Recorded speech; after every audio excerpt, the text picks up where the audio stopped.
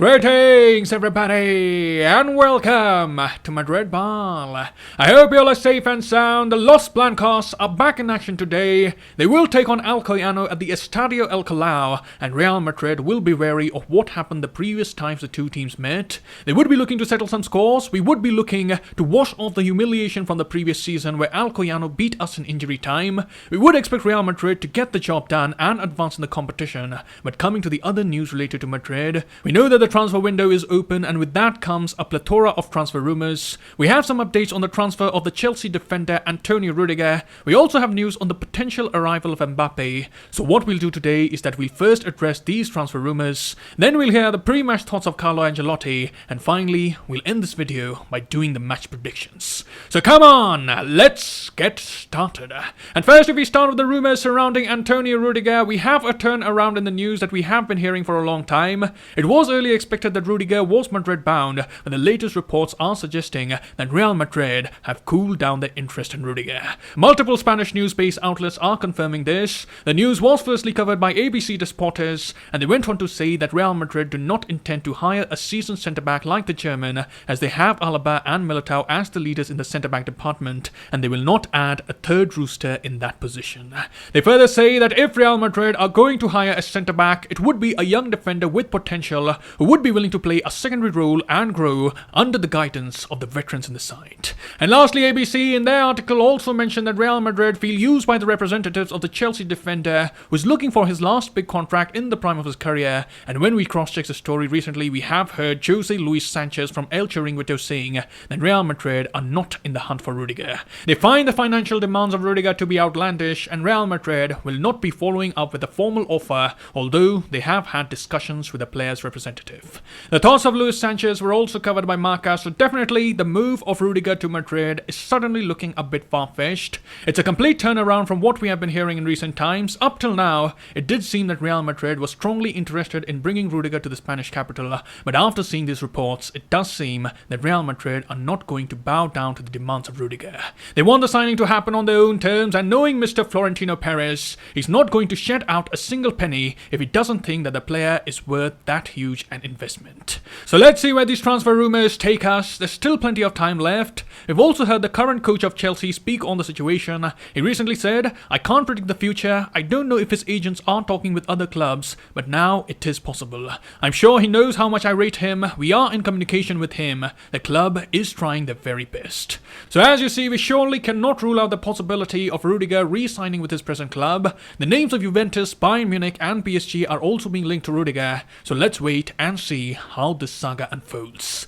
And now if we talk about the transfer of Mbappe to Madrid, there has been a fresh twist in the saga, and here the Italian agent Giovanni Baroncini is claiming that Real Madrid have made an offer of 50 million to get Mbappe to join Real Madrid in this transfer window. These were the exact words that he said. "It's up to PSG now. Real Madrid want to sign Mbappe now and have offered 50 million pounds. I don't know what will happen, but it seems to me that Florentino Perez's offer deserves attention, as it would bring stability to the whole system.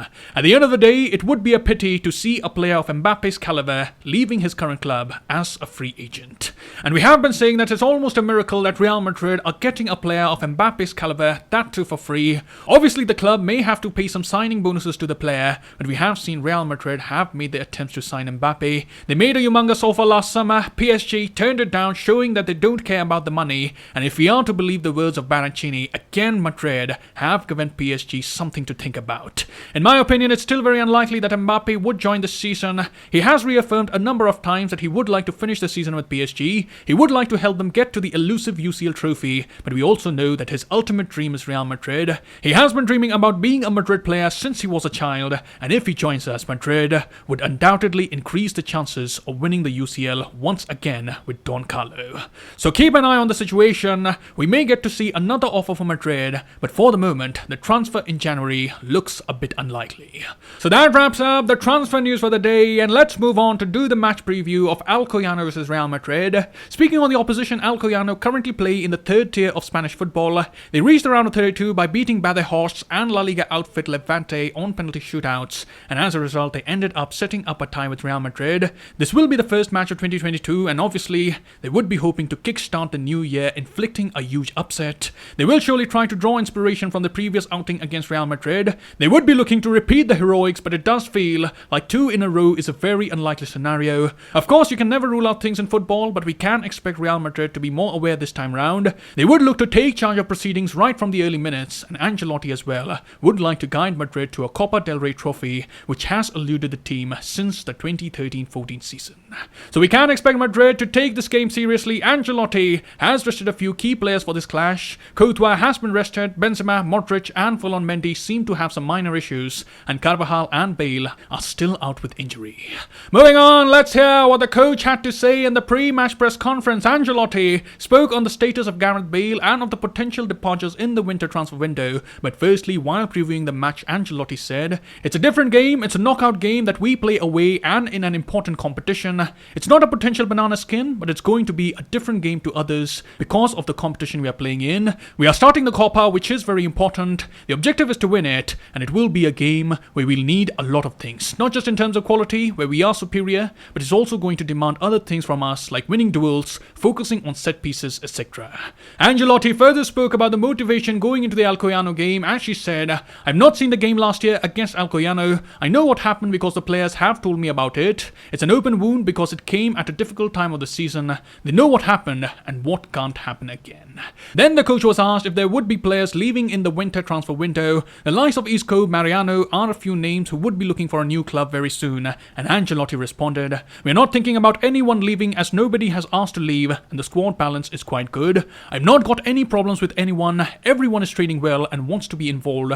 I don't think there'll be any departures in January." Then Angelotti was asked what's going on with Gareth Bale. He hasn't joined the team yet, which was expected of him in the new year, but he still seems to have some minor issues, and Angelotti said, "He's not injured, he's not feeling well and is doing some work on his own. I don't know if he'll play against Valencia, but I'm going to take him to Saudi Arabia to see if he will be available for the Spanish Super Cup. Gareth Bale is committed and has 6 months on his contract, and he wants to respect that." And lastly, Angelotti was asked to speak about the potential changes in the starting 11, and the coach responded, "The only player I want to give minutes to in this game is Lunin. He knows the pitch and the atmosphere well, so he can have a good game. The only thing I told him was because of his qualities, he deserves to play more."